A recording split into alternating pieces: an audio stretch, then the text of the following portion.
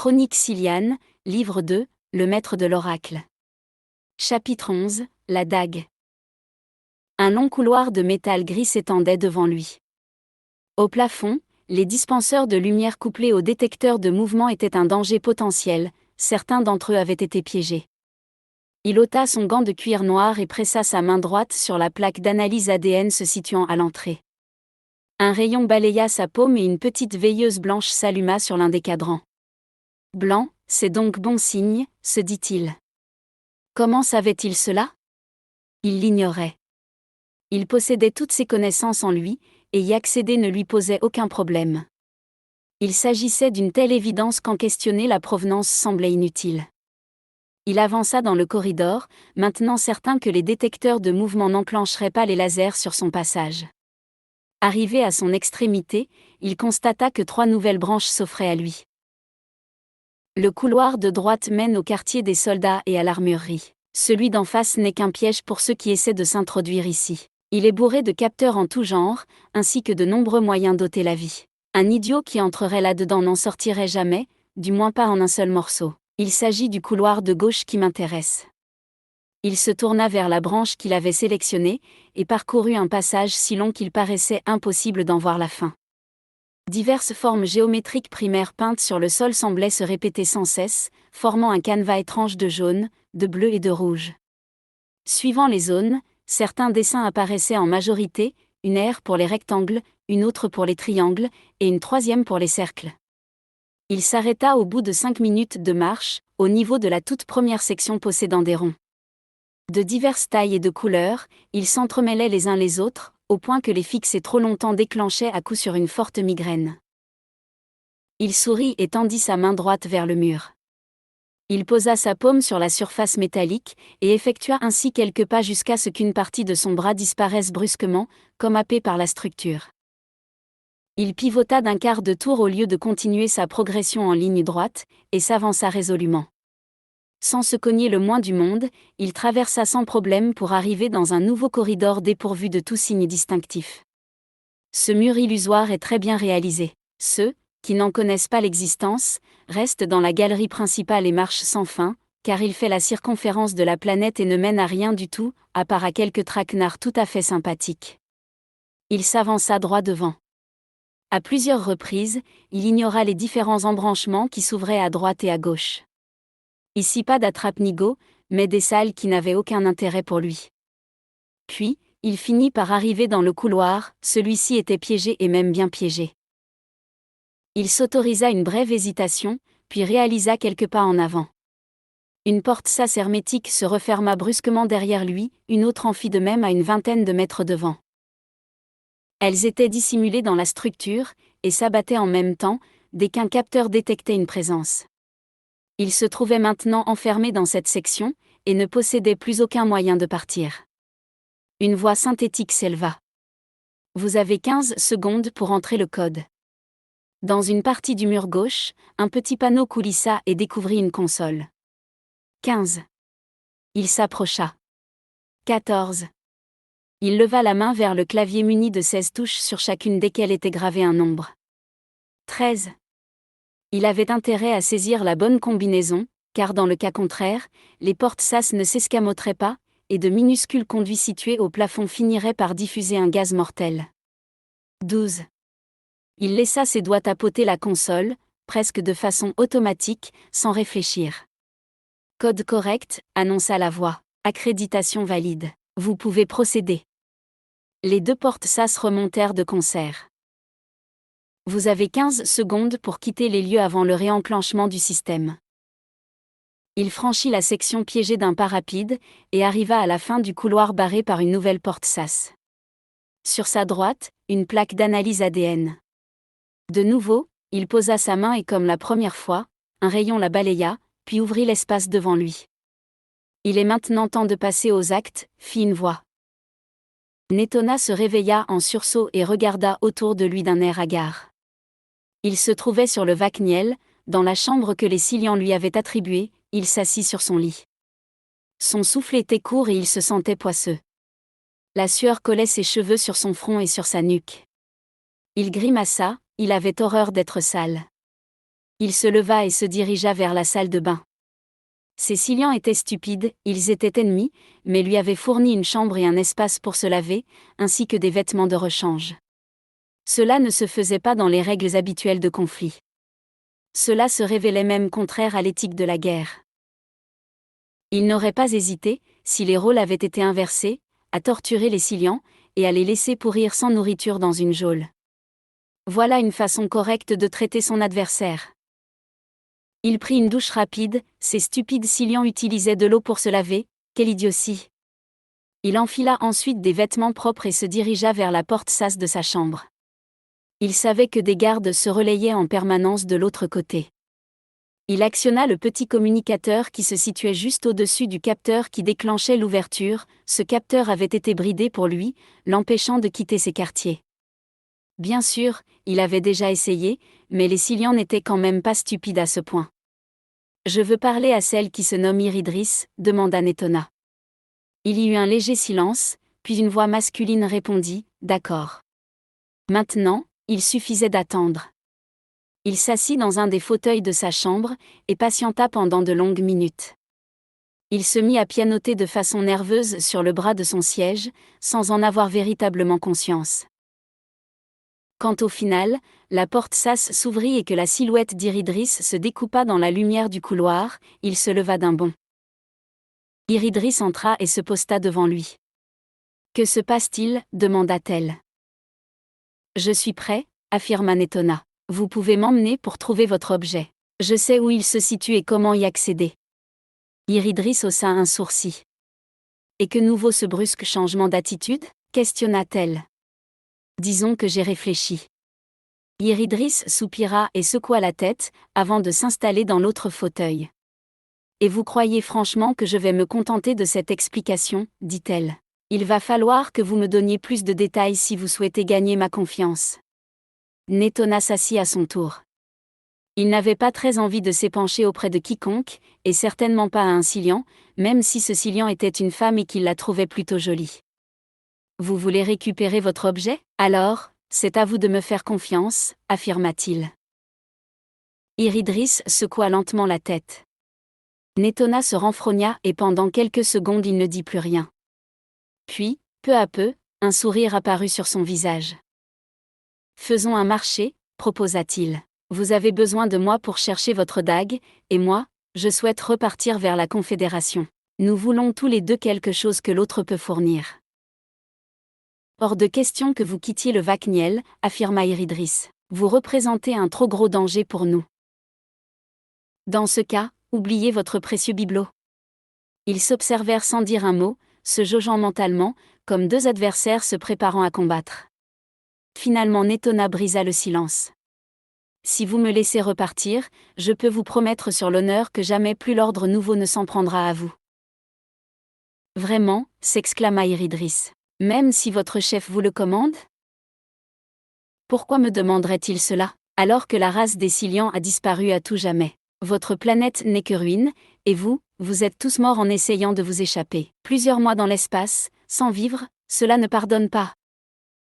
Pensez-vous que l'Asdad va croire ce mensonge ? » « Oh oui, » répondit Netona. « Je suis son bras droit et il a totalement confiance en moi. » « Je ne suis pas convaincu que nous puissions vous accorder une telle confiance. » « Avez-vous le choix ? Souhaitez-vous récupérer votre objet ? Si oui, alors vous savez ce qu'il vous reste à faire. » Iridris se leva lentement. « Je vais en parler aux miens, » dit-elle. « Je vous tiendrai au courant de leur décision. » Elle tourna les talons et se dirigea vers la porte sas qu'elle actionna sans problème. Comment faisait-elle alors que cette porte ne s'ouvrait pas de l'intérieur ? Netona haussa les épaules, après tout, il s'en moquait. Tout ce qu'il voulait maintenant, c'était rentrer chez lui. « Hors de question de lui faire confiance » s'exclama Jade. Lui et Nadioska, à la demande expresse de la jeune femme, étaient retournés dans le parc. Tous deux allongés sur la pelouse, ils profitaient d'un moment de répit entre deux recherches de clés. Il avait écouté ce qu'Iridris avait dit dans le Naal au sujet de Netona, tout en mâchouillant un brin d'herbe. « Je reste également très sceptique » affirma Iridris. « Mais avons-nous vraiment le choix ? Je ne suis pas persuadé que nous puissions récupérer la dague sans lui. » Nous ne trouverons pas l'objet sans lui, si jamais son ADN est codé quelque part dans l'endroit où on l'a dissimulé, ajouta Nadioska. À moins de... À moins de quoi demanda Jade. De lui couper la main, et de l'apporter avec nous pour faire fonctionner les capteurs. Une vague de répulsion se répandit instantanément dans le Nahal. Oh, fit Nadioska gênée. Je ne disais pas cela sérieusement. C'était juste pour plaisanter. Le rire d'un seul Silian s'éleva alors. Céliane, s'exclama Ilan. J'adore votre sens de l'humour. Nadioska pouffa, mais sans se départir d'une certaine honte. Elle se promit à l'avenir d'éviter de faire des suggestions d'aussi mauvais goût. Quel choix avons-nous réellement demanda Dvalim. Aucun, j'en ai bien peur, affirma Iridris. En réalité, il ne s'agit pas tellement de la recherche de la clé qui m'inquiète. Netona ne peut pas piloter nos navettes. Il restera dépendant de nous et ne pourra pas s'enfuir. Nous le surveillerons à 4 pendant toute l'opération, on peut donc en conclure que ça devrait plus ou moins bien se passer. J'aime pas trop le plus ou moins, intervint Jade. Mais nous devrions nous en sortir, reprit Iridris. Par contre, ensuite, que ferons-nous ? Allons-nous accéder à sa demande et le laisser repartir ? Vu le danger qu'il représente, je suis tout à fait contre, déclara Jade. Une vague d'assentiment fit son apparition dans le Nahal. Il était si rare que ses compatriotes soient tous d'accord avec lui, que Jade ne put s'empêcher de sourire de contentement. Et si vous, commença Nadioska. Machinalement, elle se mordit les lèvres et cessa d'émettre la moindre pensée dans le Nahal.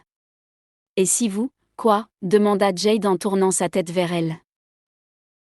Eh bien, pas sûr que vous alliez apprécier ma proposition, avoua-t-elle. Explique toujours, l'encouragea Jade. Ça ne peut pas être pire que celle que je fais moi-même de temps à autre. Je me disais que peut-être, pour s'assurer qu'il ne se retourne pas contre nous, que vous pourriez, lui effacer la mémoire, dit-elle d'une toute petite voix. De nouveau, une vague de répulsion fit son apparition dans le Nahal. Oui, je me doutais que vous réagiriez comme ça, dit Nadioska en grimaçant. Céliane, nous ne pouvons pas agir ainsi, expliqua Iridris. Si nous acceptons de faire ce marché avec Netona, nous devrons respecter nos engagements. Même si lui ne le fait pas, demanda Nadioska. C'est pas faux, s'exclama Jade. C'est toujours nous qui nous faisons avoir. On nous tire dessus, mais on ne peut pas répliquer, on collabore de façon sincère avec un ennemi, même si l'autre se dédie. Vous n'en avez pas marre de sans arrêt vous retrouver les dindons de la farce ?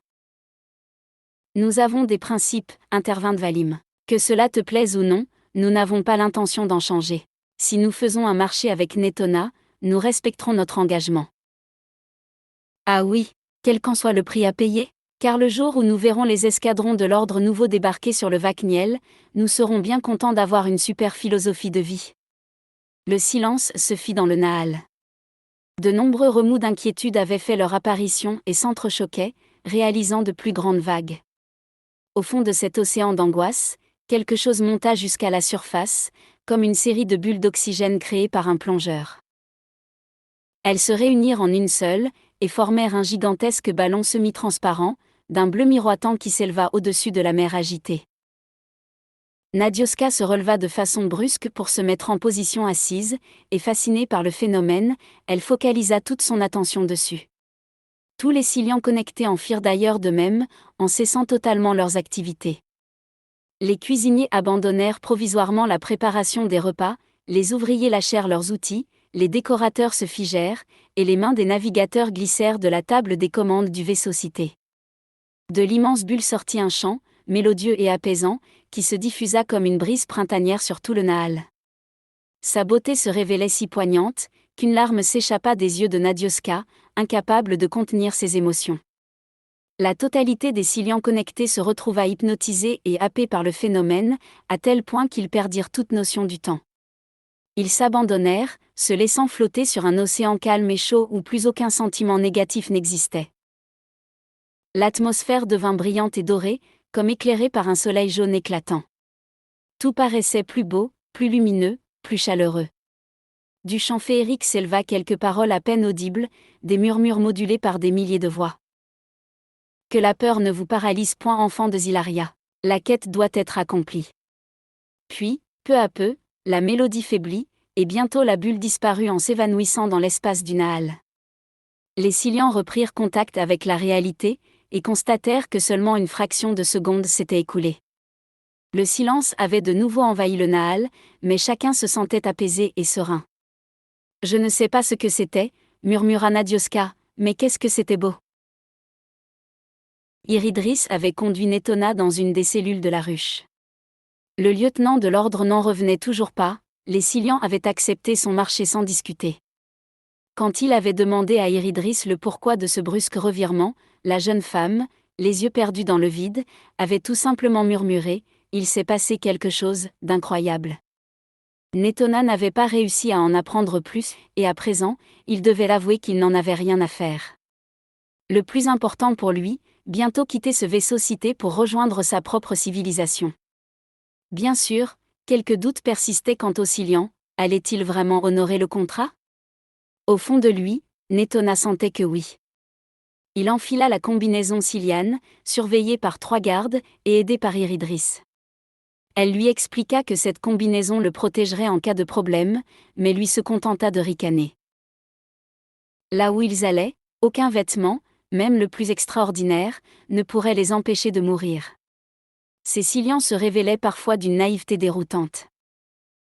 Une fois tous deux habillés, Iridris les conduisit vers un des hangars. Jade, Nadioska et Ilan attendaient patiemment devant une navette. Quand Netona arriva à leur niveau, Jade lui lança un regard noir. « Je vous préviens tout de suite, » dit-il sur un ton sec, « je n'ai aucune confiance en vous. Pendant toute cette mission, je vous garderai à l'œil, alors, faites bien attention à ce que vous faites. » Netona se contenta de ricaner. « Vous me faites peur, » railla-t-il. Jade se raidit brusquement et fit mine de lever un de ses poings. « Arrêtez, » ordonna Iridris. « Personne ne fait confiance à personne, mais nous allons provisoirement faire taire nos ressentiments le temps de trouver la clé. Est-ce bien clair ?» Elle observa tour à tour les 2 hommes qui continuaient à se regarder en chiens de faïence. « Bien, » murmura-t-elle. « Ilan, quand allons-nous arriver dans le système solaire de la dague ?»« Dans moins d'une minute, » répondit-il d'un air renfrogné. De nouveau Iridris soupira et se connecta au Naal pour communiquer avec Ilan en aparté. « Et toi, qu'est-ce qui ne te plaît pas ? D'habitude tu passes ton temps à t'amuser à propos de tout et de n'importe quoi, et là tu ronchonnes. »« Je ne l'aime pas, » répliqua Ilan en fixant Netona. « Bienvenue dans le club, » intervint Jade. « Vous m'avez entendu, » insista Iridris. « On va essayer de rester calme et d'accepter cette situation pendant 3 petites heures, pas plus. C'est encore trop long pour vous ? » « Oui, » répondirent Jade et Ilan de concert. « Qu'est-ce que vous êtes pénible ? Grimpez donc dans cette navette et arrêtez de me casser les pieds. » Les 2 Silians s'exécutèrent en ronchonnant, suivis par Nadioska. Puis Iridris invita Netona à les imiter, avant de terminer la marche elle-même. « Je sens que ça va se révéler assez sportif, » pensa-t-elle. Jade s'était naturellement installé aux commandes, et Ilan avait préféré se mettre à côté de lui. Rester à quelques centimètres de Netona, c'était trop pour lui. Nadioska, quant à elle, avait choisi un fauteuil pour passagers. Elle observa Netona s'asseoir en face d'elle, sans cacher une certaine désapprobation. Ce dernier lui renvoya son regard, puis la reconnaissant, un sourire se forma sur son visage. « La petite marchande de Caxido, » murmura-t-il. « Je me demandais ce que vous étiez devenue. »« Eh bien comme vous le voyez, » répliqua-t-elle, « je me trouve en pleine forme, et ce n'est pas grâce à l'ordre nouveau. »« Vraiment ?» ironisa-t-il. « Pourtant, nous vous avons ressuscité. » Nadioska grimaça en se remémorant cette période déroutante de son existence. « Je n'ai jamais compris pourquoi vous aviez fait cela, » s'exclama-t-elle en faisant la moue. « Je ne pouvais pas vous livrer de secrets sur les Silians. Je ne connaissais presque rien d'eux à l'époque. »« Mais nous l'ignorions, » répondit Netona. « De toute façon, après avoir appris tout ce que nous voulions savoir, nous avions l'intention de vous tuer de nouveau. » Nadioska se raidit, et elle se sentit envahir par une brusque bouffée de haine, qui se répandit dans tout le Naal comme un nuage toxique et nauséabond. « Céliane, » intervint Iridris, « ôtez ce sentiment de votre esprit. Il est destructeur et ne vous apportera rien d'autre que du malheur ou de la frustration. » Mais vous avez entendu ce qu'il vient de me dire? Oui, mais soyez plus intelligente que lui, et ne tombez pas dans le travers de la haine. Vous n'en tireriez rien de bon. Un navigateur sicilien coupa leur conversation pour les prévenir qu'ils venaient d'arriver dans le système qui devait contenir la clé en forme de dague. Ils découvrirent à leur tour à travers ses yeux, le soleil rouge qui éclairait seulement deux corps célestes, une géante gazeuse, très proche, et plus loin, une petite planète aux couleurs jaune-orangé. Amenons le Vakniel près de cette tellurique, proposa Dvalim. Je ne pense pas que l'objet du pouvoir se situe quelque part ailleurs. Les navigateurs manœuvrèrent le vaisseau cité et lorsqu'ils arrivèrent en orbite, ils donnèrent le feu vert à l'équipe pour que celle-ci commence sa mission. Jade se concentra sur les commandes et fit décoller la navette en douceur. Une fois dans l'espace, les passagers reportèrent leur attention sur le paysage qui s'offrait à eux. La planète ne semblait être qu'un immense désert aride. De ci de là, quelques taches plus marron indiquaient des chaînes montagneuses qui venaient briser la monotonie du sable. « Savez-vous où nous devons aller » demanda Jade à l'attention de Netona. Ce dernier ne répondit pas tout de suite, et se concentra sur ce qu'il voyait en plissant les yeux. « Qu'est-ce qu'il fait » s'enquit Ilan en passant par le Nahal. « On dirait presque qu'il sonde, un peu comme nous le faisons. » « N'oublie pas qu'il a quelques capacités, » intervint Iridris. « Allez de l'autre côté » affirma Netona en sortant de son silence. « Ensuite, je vous guiderai. » Jade serra les dents et se força à obéir bien que cela lui déplaisait au plus haut point. La navette contourna la planète en restant en orbite basse, Netona en observait la surface avec une intensité presque siliane. Continuez en bifurquant vers le sud et en débutant la descente, ordonna-t-il à Jade. Ce dernier s'exécuta, en fixant le lieutenant d'un regard dépourvu de toute compassion. Leur engin s'approcha du sol en décélérant peu à peu, et les passagers commencèrent à discerner quelques détails du terrain. Au-dessous d'eux, le sable se mêlait à des cailloux, plus ou moins gros, en formant une surface chaotique, sans aucune trace de végétaux. « Nous y sommes presque » reprit Netona. « Remontez de quelques degrés vers le nord, vous êtes descendu trop au sud. » Il faut dire que vos instructions sont si précises que je me demande comment j'ai pu faire pour me tromper. Railla Jade. Iridris lui lança un regard noir, tandis qu'un léger sourire apparut sur le visage de Nadioska. Netona, quant à lui, ne releva pas la réflexion et se contenta de fixer le désert qui s'étendait à perte de vue. Ici, finit-il par annoncer de façon laconique au bout d'un moment. Les passagers de la navette se penchèrent pour mieux observer le sol, mais personne ne distingua rien de particulier. « Où ça, ici » demanda Nadioska. « Je ne vois rien à part des cailloux et du sable. » « Normal, » répondit Netona avec un brin de supériorité, « vous n'avez pas mes capacités. » « Peut-être, » répliqua-t-elle sèchement, « mais j'en ai d'autres. » « Ah oui » fit Netona soudainement intéressé. « Lesquels ?»« Cela ne vous regarde pas » intervint Ilan. Puis, à travers le Nahal, il contacta Nadioska. « Ne lui expliquez rien » lui demanda-t-il. « Toutes les informations que nous pourrions lui fournir pourraient se retourner contre nous. » « Il a raison » confirma Iridris. « Nous ne pouvons pas avoir confiance en lui. » « Marrant que ce soit toi qui dises ça » ironisa Jade. « J'avais plutôt l'impression que tu commençais à l'apprécier. » Pour toute réponse Iridris haussa les épaules, puis elle prit de nouveau la parole à voix haute. « Alors, que suggérez-vous » demanda-t-elle à Netona. « Que faisons-nous maintenant ?»« Vous allez envoyer un mot de passe en mode vocal, » dit-il en se tournant vers Jade. « Cela ouvrira le sas. Le code est Freb Provarocco. » « Si vous le dites, » répliqua Jade. « Et ça veut dire quoi ?»« Rien, » affirma Netona. « Il s'agit juste de séries de lettres générées de façon aléatoire et changées régulièrement. Cet agencement-ci est le tout dernier. »« Vous semblez savoir pas mal de choses, » murmura Iridris. Netona ne répondit pas, se contentant d'observer le sol de la planète alors que Jade diffusait les 3 mots en mode vocal. À peine quelques instants après qu'il eut terminé, quelques cailloux se mirent à trembler, puis une section du sable commença à s'écouler dans une fente qui apparaissait peu à peu aux yeux des passagers. Au-dessous de la navette, une partie du terrain disparaissait lentement, laissant place à un long tunnel sombre de plusieurs centaines de mètres de hauteur et de largeur. « Encore une entrée vers un complexe souterrain » s'exclama Ilan. « Ça devient un peu pénible. Au moins, Maclay se situait dans une belle citadelle. Sauf qu'elle est probablement détruite à l'heure qu'il est, répliqua Jade. Quel dommage, murmura Ilan. J'aurais bien aimé m'installer dans le palais. Iridris soupira et secoua la tête.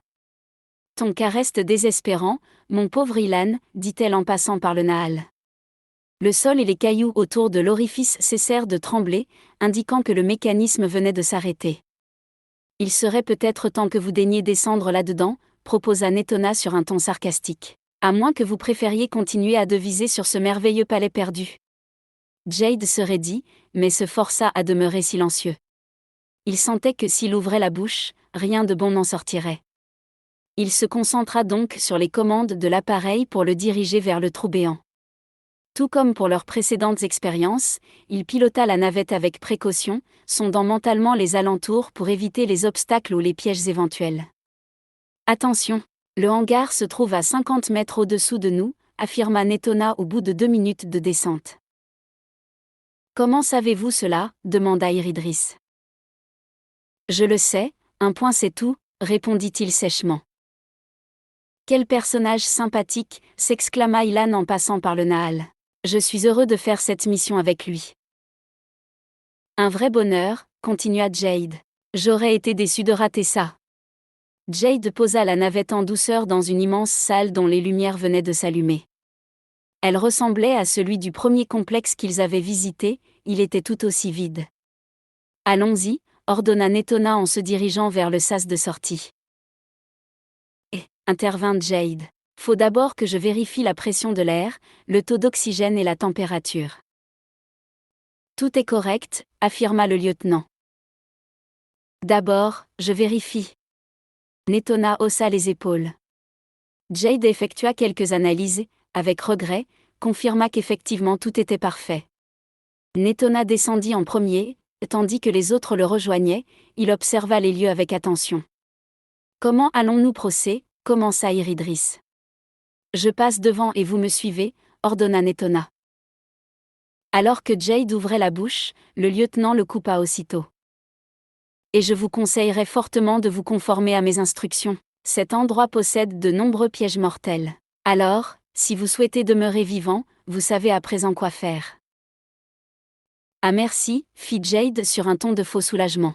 C'est vrai que nous avons l'habitude de faire n'importe quoi. Je me demande comment nous avons pu rester en vie sans vous pour nous protéger. Pfiou, je me sens rassuré maintenant. Netona lui tourna le dos et se dirigea résolument vers une des portes sas du hangar. Un léger sourire flottait sur son visage.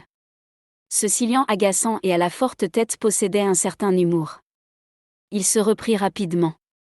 Hors de question de sympathiser avec l'ennemi.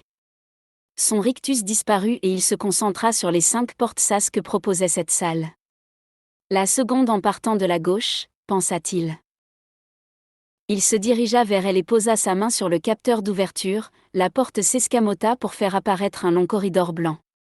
Les ciliants se rapprochèrent de lui, et Ilan soupira. Et voilà, encore des couloirs et des labyrinthes, dit-il avec lassitude. Vraiment, ma citadelle était plus sympathique à visiter. Pourquoi n'y retournez-vous pas ? S'exclama Netona en se mettant en marche. Au moins, cela nous dispenserait de subir vos perpétuelles jérémiades. Ilan fronça les sourcils et ouvrit la bouche pour répliquer. Non, ordonna Iridris dans le Nahal. Pour une fois, tu vas te taire. Je vous le répète, on fait cette mission au mieux en évitant de s'étriper. Pas sûr que j'y arrive, affirma Jade en regardant Netona d'un œil noir. Le lieutenant avait déjà parcouru la moitié du couloir, quand sentant que personne ne le suivait, il se retourna. Eh bien, que attendez-vous ? Demanda-t-il. Nous guettions votre feu vert, répondit Jade. Comprenez-nous, nous sommes pétrifiés par la peur, ajouta-t-il en faisant semblant de trembler. Tous ces pièges mortels qui nous menacent nous terrifient. Nous sommes cloués sur place. Un léger sourire apparut sur le visage de Netona, puis il secoua la tête et se remit en marche. Iridris lança un nouveau regard noir vers Jade, avant de s'avancer à son tour, les autres lui emboîtèrent le pas en traînant un peu les pieds. Netona poursuivit son trajet jusqu'à un embranchement, prit vers la droite, puis au carrefour suivant, se dirigea vers sa gauche. Devant le groupe, s'étendait maintenant un long couloir de métal gris qui brisait la monotonie des passages qu'ils avaient précédemment empruntés. « Nous voici arrivés dans le vif du sujet », annonça Netona d'un air satisfait. « Il y a un piège ?» demanda Jade en observant tout autour de lui. Netona pointa du doigt les dispenseurs de lumière qui tapissaient l'ensemble du plafond. Ils sont couplés à des détecteurs de mouvement. Posez un pied là-dedans, et vous ferez connaissance avec les premiers traquenards de cet endroit. Jade se mit à sonder mentalement tout l'espace du corridor. Je vois, murmura-t-il. Chacun de ces détecteurs est relié à environ une dizaine de lasers qui balaient la totalité de la largeur du couloir. Intéressant. Netona jeta un œil vers Jade, comme pour l'évaluer en silence pendant quelques secondes. Puis, il reporta son attention vers une petite console située à l'entrée. Il ôta son gant de sa main droite et posa sa paume sur la plaque d'analyse ADN. Un rayon vint la scanner et lorsqu'il eut terminé, une lumière blanche apparut. « On peut y aller ?» affirma-t-il en s'avançant dans le corridor d'un pas assuré. Le reste du groupe attendit quelques instants, mais voyant qu'aucun laser n'avait été activé, ils finirent par le suivre. Un embranchement au bout du passage donnait accès à 3 autres couloirs. Celui de droite et celui du devant étaient neutres, ressemblant à ceux qu'ils avaient traversés précédemment. Par contre, celui de gauche possédait quelques particularités. Non seulement il paraissait si long qu'on ne pouvait en distinguer la fin, mais en plus au sol, diverses formes géométriques peintes semblaient se répéter sans cesse, formant un canevas étrange de jaune, de bleu et de rouge. « Par ici », annonça Netona. Les Silians observèrent d'un œil rond les surprenants dessins. « C'est quoi ?» demanda Ilan. « Il ne s'agit pas d'un piège, affirma Netona. Ce couloir est interminable, et certaines sections donnent accès à des passages cachés. Chacune utilise en majorité une représentation particulière. Pour ceux qui en connaissent la signification, cela leur indique dans quelle partie ils se trouvent. Dans notre cas, nous cherchons une portion de sol dont la forme prioritaire est le cercle. » « Si vous le dites, » s'exclama Jade. Sans relever, Netona s'avança, les autres le suivirent non loin. « Je suis étonné que vous possédiez toutes ces informations sur cet endroit, » signala Iridris. « Jusqu'où cela va-t-il exactement ? » Cela ne vous regarde pas, répliqua Netona. Vraiment ? Et vous ne vous êtes pas posé la question de savoir comment vous avez appris tout cela ? Trouvez-vous normal de connaître autant de choses sur un complexe caché, construit par une civilisation étrangère, dans une galaxie qui n'est pas la vôtre ? Netona s'arrêta brusquement de marcher, et fit demi-tour sur lui-même pour faire face à Iridris. « Et à votre avis, qu'est-ce que cela signifie ?» demanda-t-il avec une pointe d'agressivité. « Que vous êtes un Silian, » répondit-elle tout simplement. « Quoi ?» s'exclama Jade. « Vraiment, ça me ferait mal. »« Hors de question, » répliqua Netona. « Ça me ferait mal également. »« Pour une fois, nous tombons d'accord, » affirma Jade. Iridris se contenta de soupirer. Quant à Netona, il reprit sa marche, suivi du reste du groupe qui demeurait à quelques mètres en arrière. Ils avancèrent ainsi durant plusieurs minutes, dans un silence uniquement brisé par le bruit de leurs pas. « C'est encore loin ?» demanda Jade au bout d'un moment. « Est-ce que vous voyez une majorité de cercles peints sur le sol ?» répondit Netona. « Non, mais... » « Alors, nous n'y sommes pas. » « Je vous signale, » reprit Jade agacé, « que nous avons peu de temps devant nous. Je n'ai pas la faculté de raccourcir ce couloir. » Les poings de Jade se serrèrent de façon instinctive. « Je crois que je vais me le faire » s'exclama-t-il dans le Nahal. « Et moi, je dis que non » répliqua Iridris. « Et s'il nous menait en bateau ? Il pourrait nous conduire dans un piège. » Quel serait son intérêt ? Réfléchis un peu avant de faire des suppositions ridicules. De quel côté es-tu exactement ? Du côté de l'accomplissement de notre mission. Nous avons besoin de lui, donc nous allons faire avec. Ici, annonça alors Netona en s'arrêtant brusquement. Sur le sol, une majorité de cercles, de diverses tailles et couleurs, s'entremêlaient sur toute une section.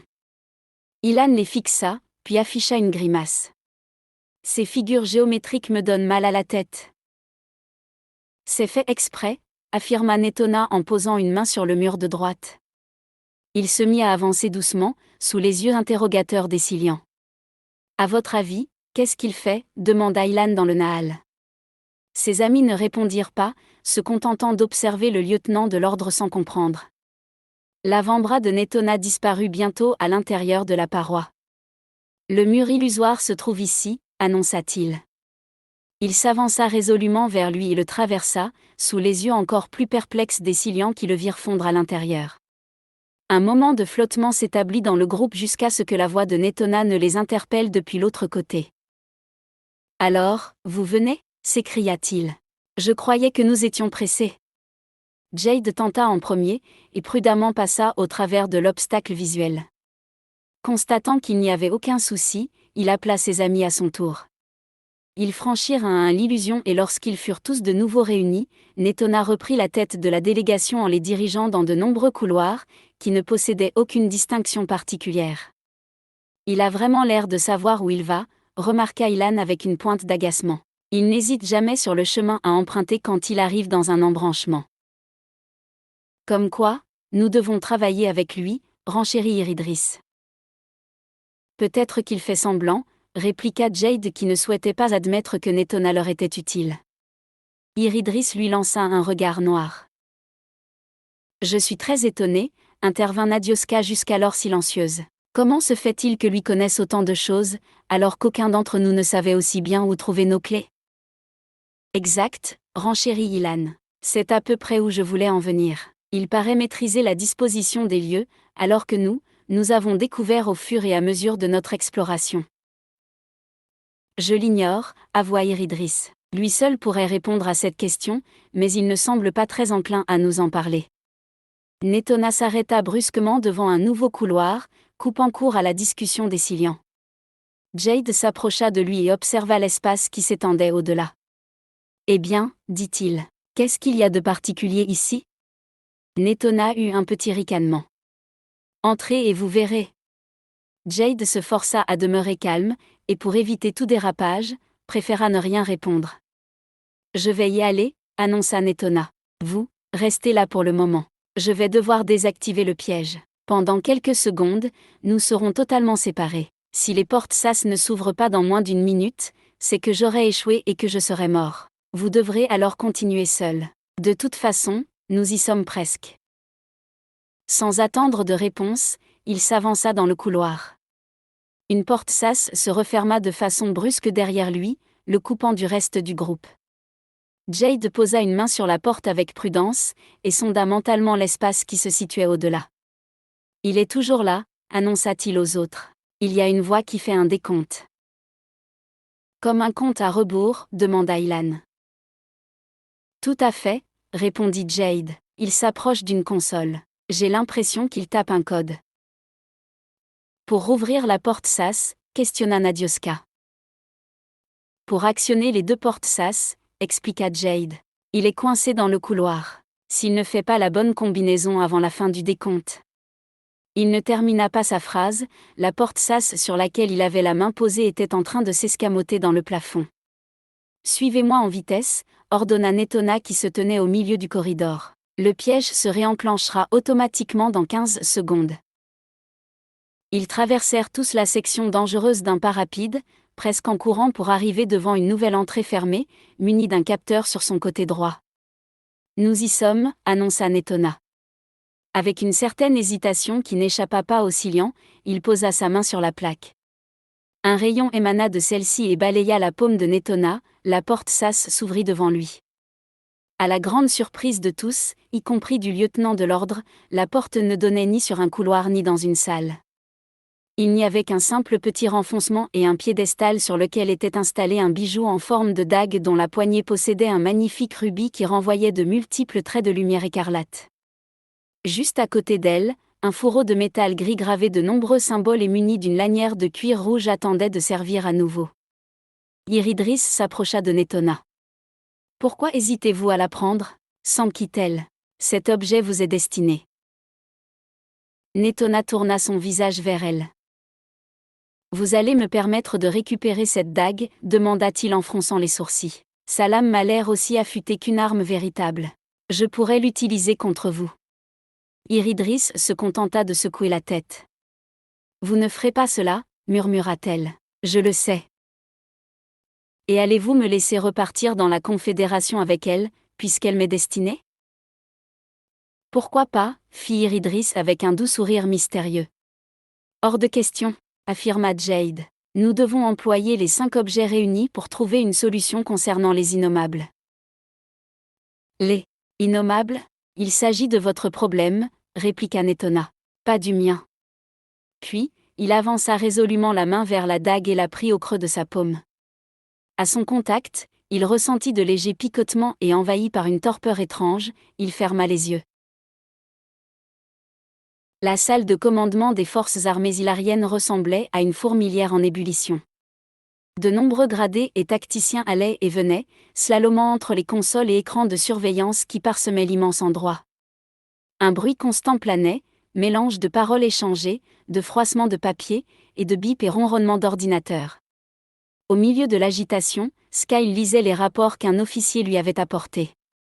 La situation était dramatique, la base des ouvriers était tombée en premier, suivie quelques heures plus tard par la citadelle des marchands. Quant au laboratoire des scientifiques, il avait brusquement disparu de leur espace, Skyle supposait qu'ils avaient préféré fuir.